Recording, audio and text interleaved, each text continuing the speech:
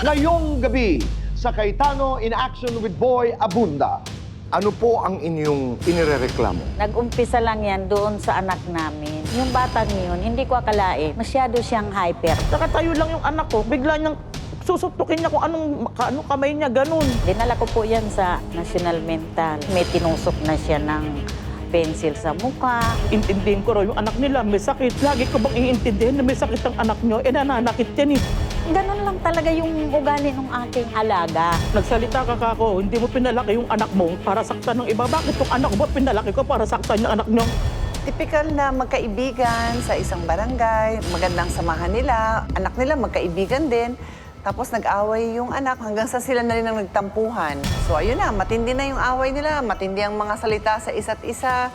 So what happens, no, pag nakalabog ang isang friendship and sobrang sasakit na at gusto na magsampahan ng kaso, yan ang ating tatalakayin.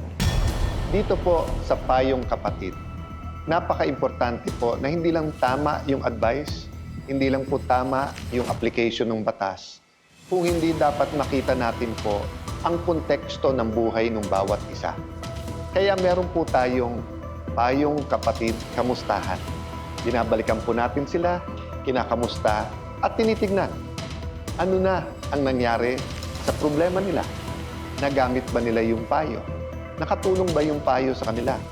Sa ganitong paraan, tayo naman lahat ay mapapayuhan ng mga natulungan ng payo na binigay ni Kuya Boy, ni Ate Pia at ng inyong lingkod. Naisipan ko po na lumapit sa inyo noon.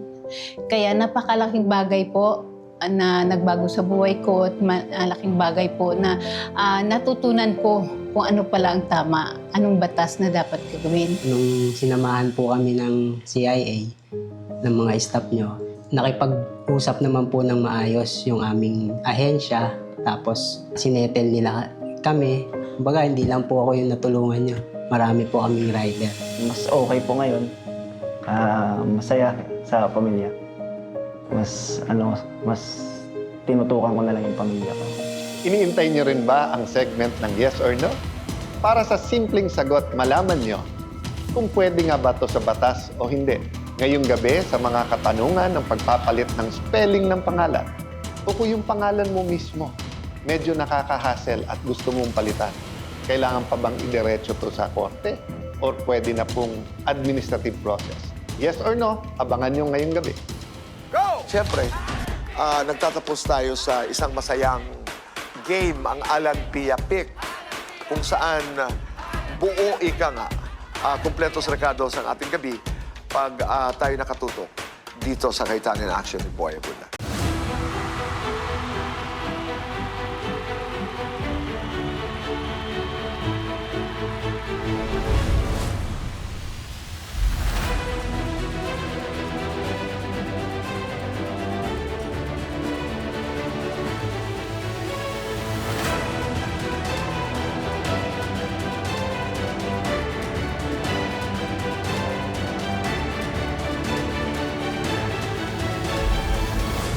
Narito sina Kuya Alan, Ako po ang inyong Kuya Alan, kakampi nyo sa batas.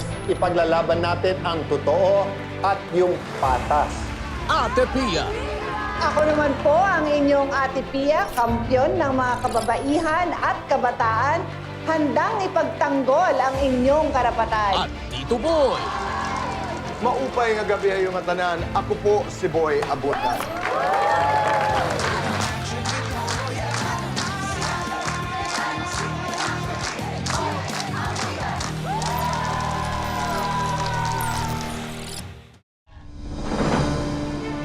Sa CIA with BA, hatid namin ay aksyon.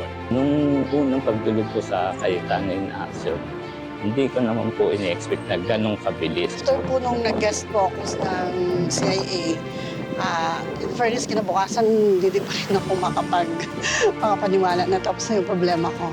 Siguro si Lord ang nagturo. Sige, pumunta kayo dyan. Mag-text kayo dyan. Simula po nung pagka-text ko pa lang na, Sir Larry, okay na yung anak ko susunduin na, biglang i-reply sa akin, papunta na kayo. At dahil kasama ko sila, naasikaso nila at wala pang isang linggo, nahulugan agad yung mga wala pong fulog sa SSS. Natapos na rin yung ilang taon na inaantay ko na makuha yung Form 137. Handog namin pangmatagalang solusyon. Aside from din po doon, yung binigay sa akin na business na unang kabuhayan na inumpisahan ko, talagang tinarir ko kinabukasan. Sunod-sunod pa po yung pagbibigay niyo po sa akin ng tulong sa financial, then sa gamot. Yung sa therapy ng anak ko, talagang sobrang pinagdadasal ko yun. May puso ang usapan, kasabay ng legal na talakayan. Nung unang pagkaharap po namin nila Kuya Alan at Ate Pia, medyo kinakabahan po ako. Pero iniisip ko rin po na yun ang pagkakataon kong makaharap sila. Kaya kailangan sabihin ko na yung mga gusto kong sabihin para lahat ng mga katanungan ko, mabigyan nila ng sagot. Saka kailangan i-check mo daw lahat yung dokumento para hindi daw ma-scam.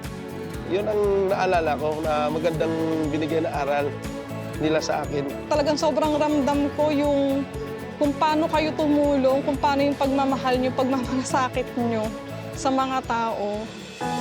Dahil ang tulong na aming bigay ay tungo sa ikagagaan ng inyong buhay. Talagang natulungan ako, hindi lang sa financial, sa physical, tsaka yung aking pag-iisip. Nawala po yung question na malaking question sa akin na iniisip ko baka cancer, yung mga ganun. Malaki din po ang naitulong talaga ng CIA sa akin. Tahimik na po ngayon yung buhay ko. Sabi ko nga, kahit tumanda siguro ako, kahit tumanda yung mga anak ko, nakakabit na yung pangalan ng CIA. Hindi na mawawala yun. Ayos kong mag-thank you sa kanilang magkapatid at kay Tito Boy. Maraming salamat po talaga kay Kuya Alan, kay Ate Pia po, kay Tito Boy. Hindi ho talaga ako nagkamali. Napakabuti po nila. Kay Kuya Alan sa kay Ate Pia, sobrang nagpapasalamat ako dahil sa mabubuti niyong puso. Sabi ko dun sa mga anak ko, makapagtapos ka dyan, kasama yung CIA dyan sa journey mo na yan. Iyan ang serbisyong Cayetano in Action with Boy Abunda. Sana sobrang i-guide po kayo ni Lord. Sobrang i-guide po yung programa nyo na mas marami po kayong matulungan.